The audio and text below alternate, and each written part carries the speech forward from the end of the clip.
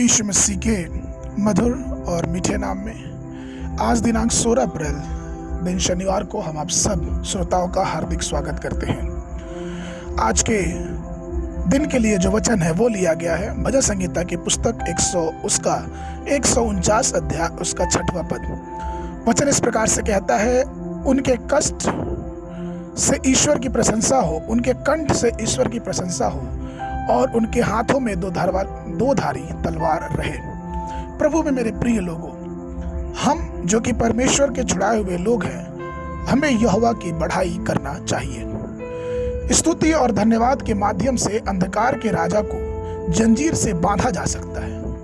आपको पता होना चाहिए कि कई दुश्मन हैं जिन्हें लोहे की बेड़ियों से बांधना पड़ता है, जबकि बीमारी, अभिशाप, अंधकार की शक्ति शत्रु के रूप में बनी रहती है। मृत्यु पश्चात होने वाला अंतिम शत्रु होगा। ईश्वर की स्तुति करके ही इन शत्रुओं को आप बांध सकते हैं और इन शत्रुओं पे विजय प्राप्त कर सकते हैं। परमेश्वर की स्तुति हमारे कृतज्ञ हृदय से उत्पन्न होने वाले मीठे पानी के एक फव्वारे के समान है। जो लोग पृथ्वी पर अपने जीवन के दौरान परमेश्वर की स्तुति करते हैं, वे अपनी मृत्यु शैया पर भी उसकी स्तुति करेंगे और अनंत कनान में प्रवेश करेंगे और महिमा में अनंत घर में वारिस होंगे। आप जिस प्रकार से जीवन जीते हैं वही गुण मृत्यु के समय प्रकट होता है। अगर आप पूरे दिल से हर समय परमेश्वर की स्तुति करते रहेंगे तो आप अपनी मृत्यु के समय भी वही काम कर पाएंगे। यदि आपने अपने जीवन में काल में कभी भी ईश्वर की स्तुति नहीं की है तो मृत्यु के समय भी आप उसकी स्तुति प्रशंसा नहीं कर पाएंगे। और यह संभव है, इसलिए अभी से परमेश्वर की स्तुति करना एक जीवन का आदत के रूप में डालें। एक प्रार्थना योद्धा बने।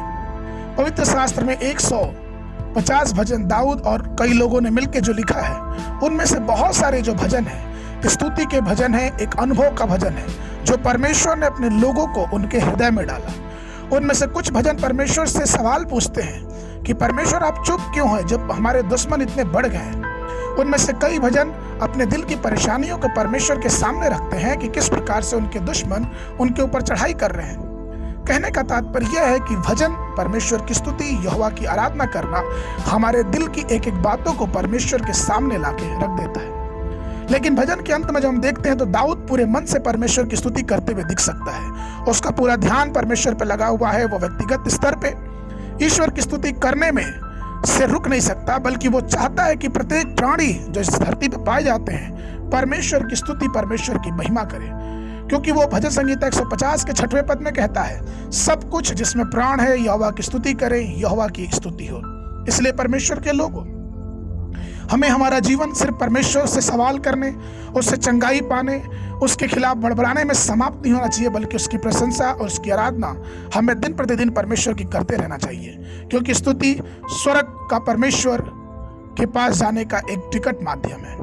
वह कई बार जब अपनी दिनचर्या में, कई बार अपनी परेशानियों में जब परमेश्वर की स्तुति, परमेश्वर की आराधना, परमेश्वर से प्रार्थना करते हैं तो वो आराधना, वो स्तुति, वो प्रार्थना हमें एक धन्यवादित हृदय से भर देता है और हमारा जीवन एक धन्य जीवन होता है और जिससे हमारा परमेश्वर और भी प्रसन्न होता है। इसलिए आइए हम अपने जीवन से परमेश्वर की आराधना करें, उस यहोवा की महिमा करें, उस यहोवा की आराधना करें जिसने हमें और आपको आज के दिन जीवित रखा है। आज के वर्णन के लिए जो पद है वो लिया गया पहला राजा की पुस्तक उसका 8 अध्याय उसका 56 पद। वचन कहता है, जिसने ठीक अपने कथन के अनुसार अपनी प्रजा इस्राएल को विश्राम दिया है, जितनी भलाई की बातें उसने अपने दास मूसा के द्वारा कही थी, उनमें से एक भी बिना पूरी हुई न रही। सुबह के समय बाइबल अध्ययन पहला सामुएल की पुस्तक उसका 30 और 31 अध्याय, संध्या के समय लूका रचित सुसमाचार उसका 13 अध्याय 23 पद से लेके 35 पद तक। परमेश्वर आप सबको आशीष देवे।